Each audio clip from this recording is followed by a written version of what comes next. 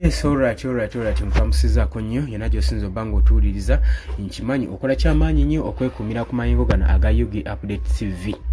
MP Namugga avuddeyo n'avumirira ebikolwa eby'okumuukinga n'eby'okungoola ssaako n'ebyokuduulira ekibiina kya National Unity Platform oluvannyuma lwa mu ku bamembazi baabwe okuwambibwa. Era mu statement ze avuddeyo n'agamba mwe mugende maaso n'okukola ebyo ebikolwa ebyo naye mukimanye nti nno ensi tejja basonyiwa. Lwaki ayogedde bino wammanga? Oli ku Yugi Update TV gwatannatweyungako kirira wansi waliwo ekigambo subscribe kikooneko obeere ng'otweyungako. Abali e Bulaaya mbalamusizaako nnyo. Mawongola County MP wa Parliament Goreti Namugga avuddeyo n'ateekako eddoboozi ery'omwanguka n'ayanukulira waggulu nnyo eri General Muhoozi Kainerugaba ku social media ebigambibwa nti n'ebyokumuukinga saako n'ebyokuduulira okuwambibwa n'okutokyalinga kwa Eddie Mutwe ono eyali amanyikiddwa nga Edward Sebuufu era nga bodyguard wa President Robert Kyagulanyi Ssentamu omukulembeze w'ekibiina kino ekya National Unity Platform. Wabadde agenda maaso n'okupostinga ku mutugo gwa Twitter, MP Namugga Goreti yagenze maaso n'okubanga anenya Muhoozi Kainerugaba okubanga agenda maaso n'okuvvoola abo abakulitisizinga saako n'okuvumirira ebyo bigambibwa nti nno byakulinnyirira ddembe ly'abuntu.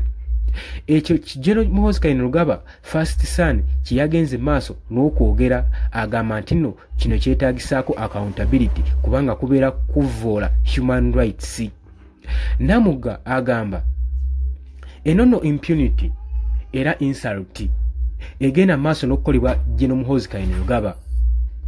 Agamba newankubadde ssaawa zino mmwe abali mu buyinza naye mwandisaanidde okumanya nti nno embeera za Eddie Mutwe n'obulumi bwayitamu butujjukiza Article 3 mu Constitution.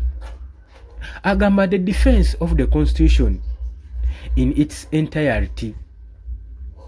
Namugga awandiika ng'ayongerako ng'agamba ffe newankubadde tuoninga emirimu gy'eggwanga lino era n'obuvunaanyizibwa tetugenda kuba bannange nga tukusonyiyibwa. We shall never be forgiven by the future generation. Nti emirembe eginaddako tegigenda tusonyiwa ku bikolwa nga bino ebigenda maaso. Lwaki ayogera bino? Oluvannyuma lwa General Muhoozi Kainerugaba okuvaayo ku mukutu gwa social media nga yeewaana era nga waduula nga wavvoola ng'agamba newankubadde eri Mutwe muli mumunoonya naye nze namukutte ndi mumucunya era ali mu bulumi bw'amaanyi era muggaliddeeyo mu basement yange.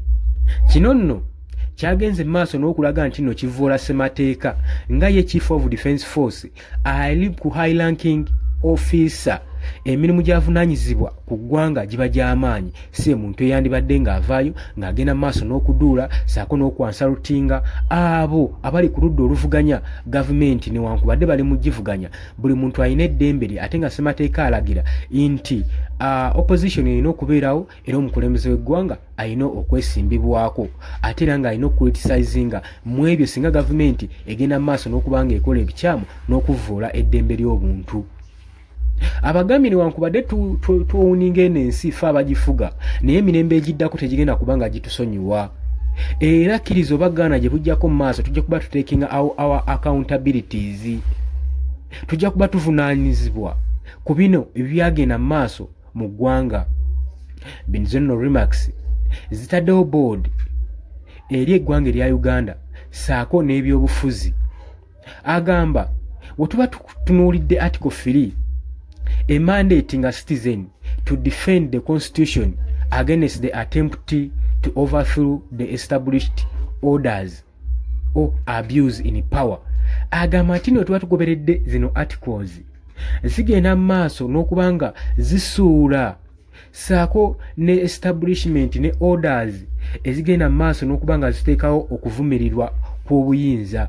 Abo bonna abakola ebikolwa ebyokko okusobola nga bavumiriza obuyinza. Namugga agenze maaso n'atekinga call okulaga responsibilities okubanga eggwanga ligenda maaso n'okubanga liripotinga okubulawo n'okutokyaringibwa okuchunyizibwa nsaako n'okulumizibwa kwa political prisoners naddala nga batagetinze nnyo oludda olw'opposition saako n'abawagizi baayo. Era kino ekikolwa agenze maaso n'okivumirira abagambye nti nammwe lujja kuba olwo mujja kuvunaanyizibwako buli kimu kye mugenze maaso n'okukola. Emirembe egigenda okuddako tegigenda basonyiwa, gitunuulidde bino byonna ebigenda mu maaso ate era ne likodi zigenda kubanga kweziri. So nakubiriza abakulembeze okwewala okwenyigira mu bikolwa ebikyoboola eddembe ly'obuntu newankubadde nga bali mu buyinza bakimanye nti nno omulimu gwe baapatana gwa kusaavinga ggwanga nga bba bali mu buyinza so si kwefuga buyinza nakucunya nakutokyalinga nakuwamba abantu ate be batwala be basaavinga. Oli ku Yugi Updates TV ko sinziro bango tuuliriza gwatana tweyungako nagambye kila wansi olw'ekigambo subscribe kikoneko oberenga nawe ojja kuba otweyungako kona ne mukadaawo oberenga gwa basooka okufuna information singa tubeeranga tutaddeko obubaka bonna. Mwebale nnyo mbagaliza olunaku olungi tugenda kubanga tukomawo.